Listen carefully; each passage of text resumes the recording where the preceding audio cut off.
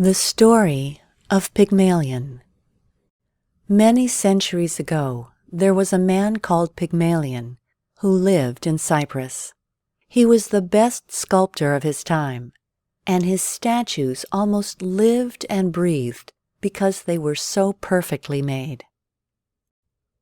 Pygmalion, as every great artist, had some eccentricities. All girls, he thought, were as annoying as his sister. Girls.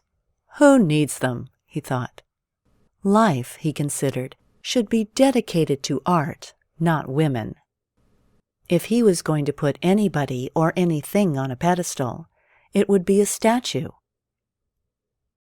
Many girls in town admired Pygmalion as the great artist he was, and some of them would come to his studio to gaze at his statues and try to attract Pygmalion's attention and affection.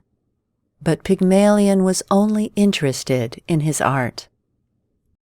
One night, though, as the sculptor lay asleep, Aphrodite, the goddess of love herself, appeared to him. "Listen now, Pygmalion," she said. "You are dishonoring me by refusing to love a woman. There are several nice young girls in the village. You must pick one for your wife. If you don't, I will choose for you." Poor Pygmalion. The goddess was ordering him to marry. What a nightmare for him. But Pygmalion thought quickly and said, "Oh, goddess, please," he begged, "before I marry, let me create my greatest work. Give me time to create a statue of the most beautiful woman ever, in your honor. I cannot do this when I am married, for my wife will be jealous of its great beauty." Aphrodite was intrigued and smiled at his suggestion. "All right, then.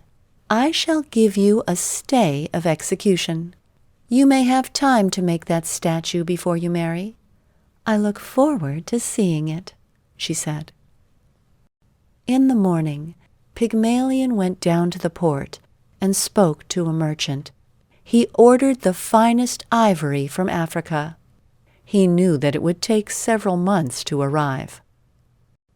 When it did come, he started to make small statues, trying them out in different poses. Aphrodite could not understand why Pygmalion was taking so much time, but he replied that art cannot be rushed. A year went by, and Pygmalion ran out of excuses. He began to work on the life-sized statue for real. He made her perfect. Her ivory surface was as white as snow.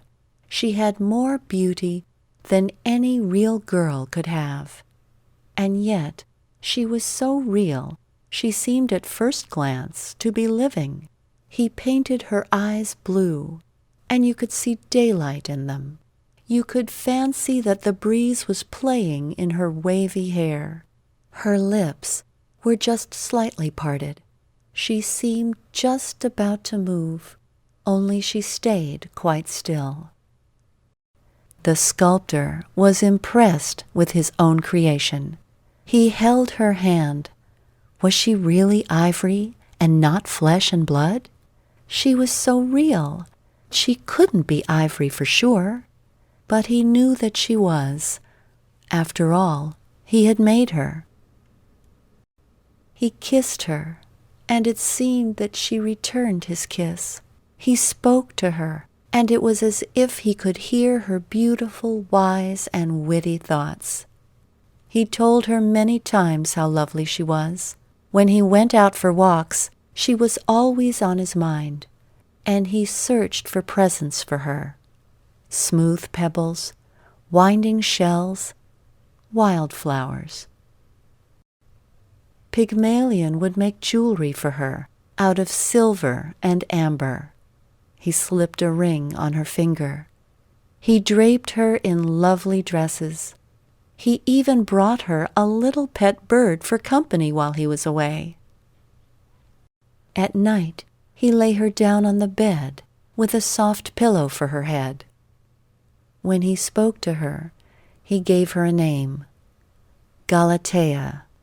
Of course, Aphrodite saw all of this, and she laughed at the sculptor, who scorned all women, and who yet had fallen in love with a statue of one.